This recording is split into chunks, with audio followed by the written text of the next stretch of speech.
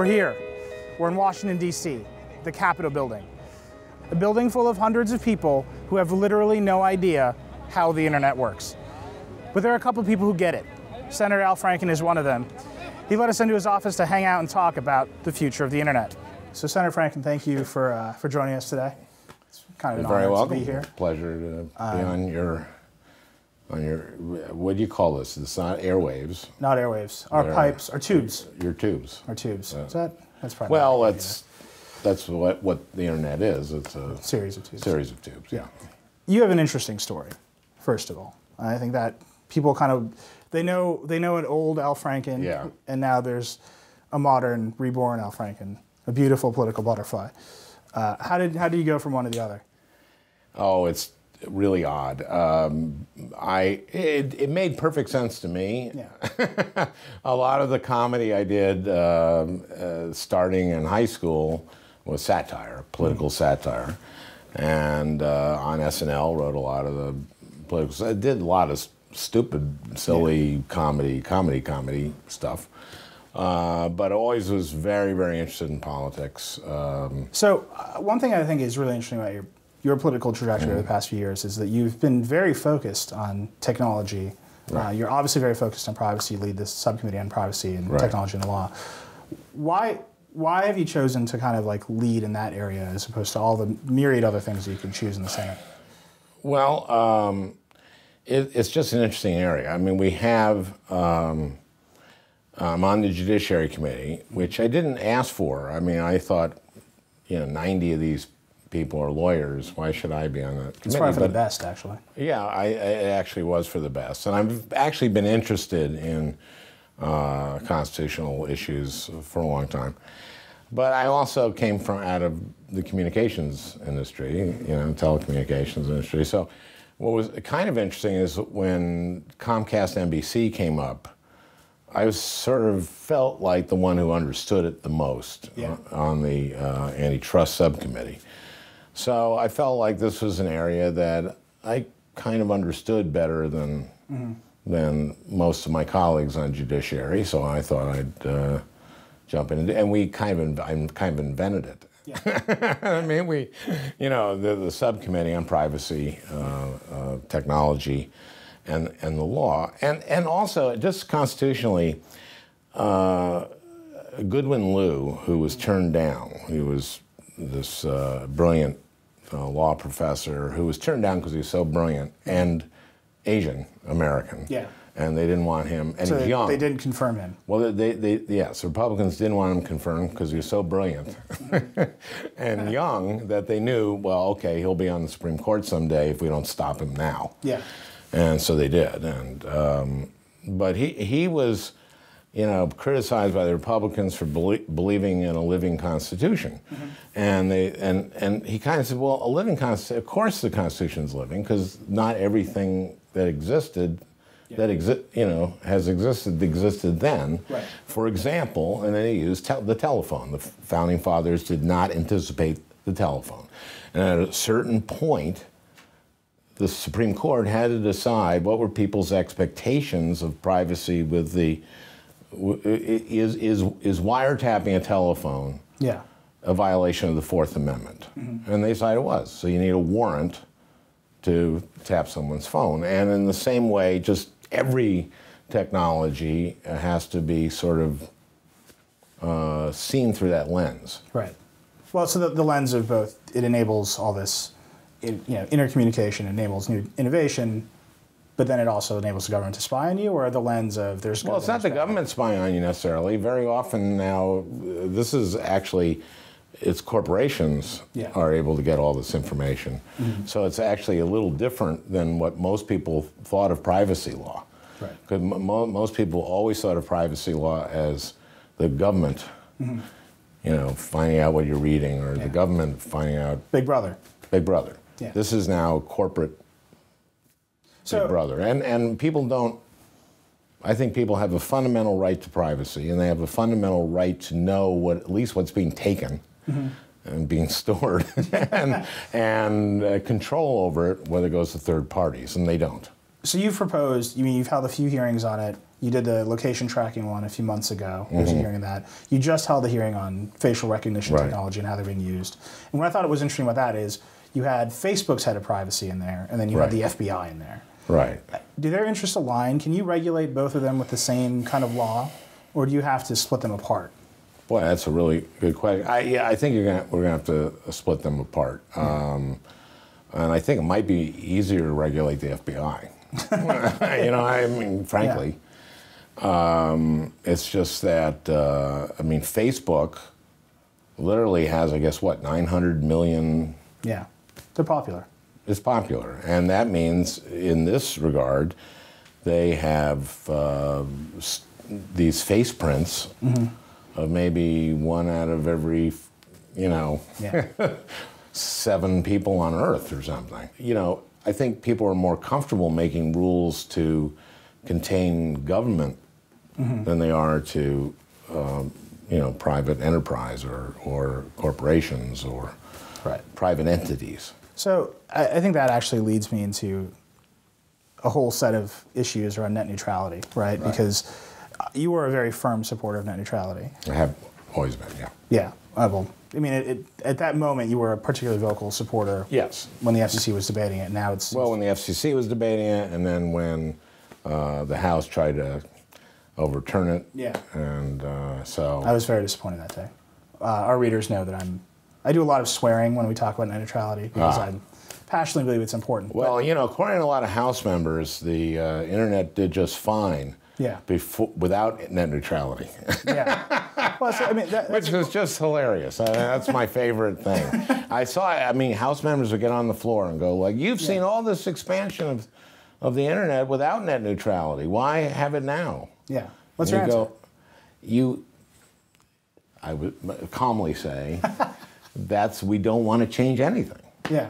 That's the architecture. Net neutrality is the architecture of the internet and has been the architecture of the internet, and we want to preserve that. That's my answer. So that would be my calm answer. Calm answer. Well, I mostly do a lot of like fist pounding. So I mean, have you heard, for example, there's rumors that, you know, the iPhone has FaceTime video calling, and they're going to enable it over the carriers, right? They're going to enable it so you can do it over AT&T and Verizon's like mobile networks. And there's rumors that AT&T is going to like charge you for it as an additional feature, but it's just the same data. Yes, that's wrong. So that's, in your opinion, just completely wrong. Yeah. Is there any room? I mean, I agree with you, but I'm asking, is there any room? I think that you have a thing called network management, is that what we call it? You have a right to do that, and if you're overloading and crashing because people are using something that is making that happen, you have a right to say you can't do that, or we're going to have to charge you for that to incentivize not using it, or to de-incentivize. Right. But so disincentive.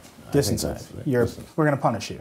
AT&T should slap you on the wrist and say. Well, for doing something that would make our network crash if everybody did it. Okay. I could see that. That's network management. That I can understand that. But that's not what this is. This is like tiers of service. Yes, level. And that's wrong. So, because that's not the architecture we've had, and to me, that protects innovation. That freedom has been what has created the innovation over. That's net neutrality. And that's so you and I are having like, even at this level, which is like pretty high level. Let's talk about the basic concepts. A pretty nerdy conversation, right, about net neutrality and the architecture of the internet. Not as nerdy as I imagine most of your viewers have all the time. I will nerd you out. I mean, I will freak you out. It doesn't take much to nerd me out. So I think that's really important. Don't be too impressed with my chairmanship. I'm convinced that you can nerd me. Well, so, I mean, isn't that the problem? I mean, we're trying to explain this concept that my readers kind of instinctively get. That you've, even at the level we're talking about it, you seem to understand, you're staunchly supportive of. Yes. But one level out of it, you've got an entire Congress full of people who don't seem to understand what's going on. Yes. And they don't have any technical expertise. I mean, you have to sort through everything that's going on in Congress. Sometimes people... there's people who do understand things but pretend not to. There are people. That was a very knowing Like, there is self-delusion. There is not wanting to know. I mean, there's all kinds of levels here. And there's voting with your leadership, et cetera. And there are corporate interests and that tend to, I don't know if you've heard of this thing called Citizens United. Yeah. Anyway, So you don't think a corporation is a person? I don't. Shocking information. I don't. And corporations can live a lot longer. Yeah. And or shorter, I suppose. But no, they're not close to people. So if you can't break a corporation's heart. It's really disappointing, actually. I try every day. you should read some of my editorials about AT&T. So we've been talking about this balance between the public interest, the private interest. You've been talking about corporate interests. One of the things that our readers always talk about when they talk about corporate interest, of course, you have to vote. Don't worry about it. Oh, it's coming right through our mics. Yeah, that's okay, people. That's one of the parts of the sound. It's real. It's real. You'd pay for that. You'd have to have a sound effect to make it seem like you're at the Senate. Okay. So one of the things our readers always talk about when they worry about corporate interest and with the internet is SOPA and PIPA. Sure. You were a co-sponsor of PIPA. Protect IP, sure. What the hell happened there, man? Well, again, no bigger champion than an open internet. I also care about intellectual property rights. Yeah.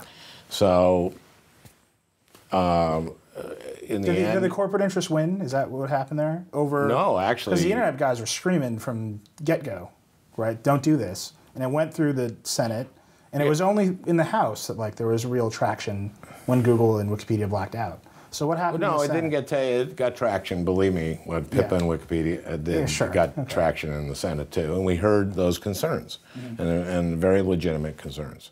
My concerns were both the openness of the internet, and they're also about, I had someone in my office from a shoe company in Minnesota. It's a very well-known shoe company, and they get ripped off all the time.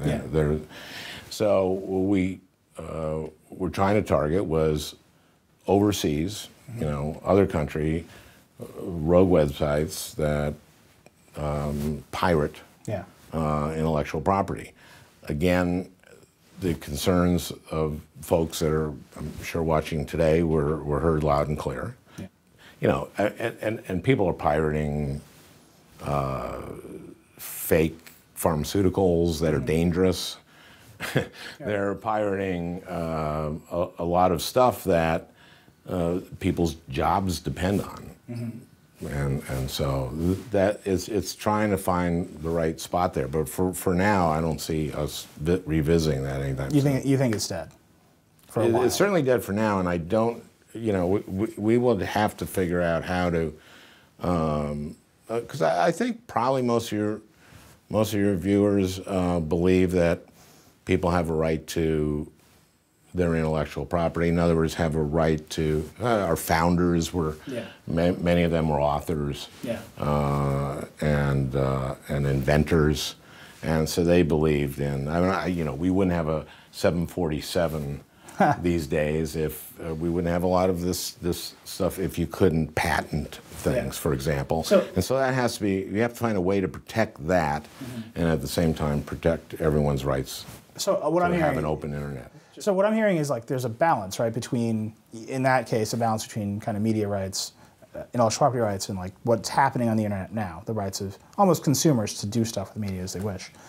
But how do you balance at a legislative level a place that has historically been pretty unregulated in terms of behavior, and also enables so many new kinds of behavior that you might block with additional regulation? How do you balance sort of making sure? Well, it depends. I guess it was how narrowly what behavior we're talking about. And if the behavior is what I think we were trying to achieve, and it was trying to stop foreign websites from pirating,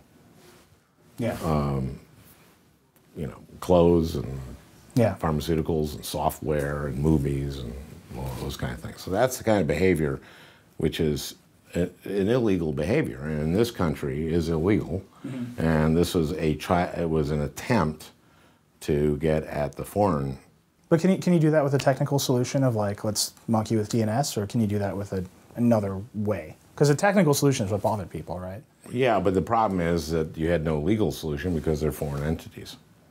And we don't know where they are. I think the technical solution is probably trying to find. I actually do have to. Senator Franken, it's really nice. Thanks for talking to us today.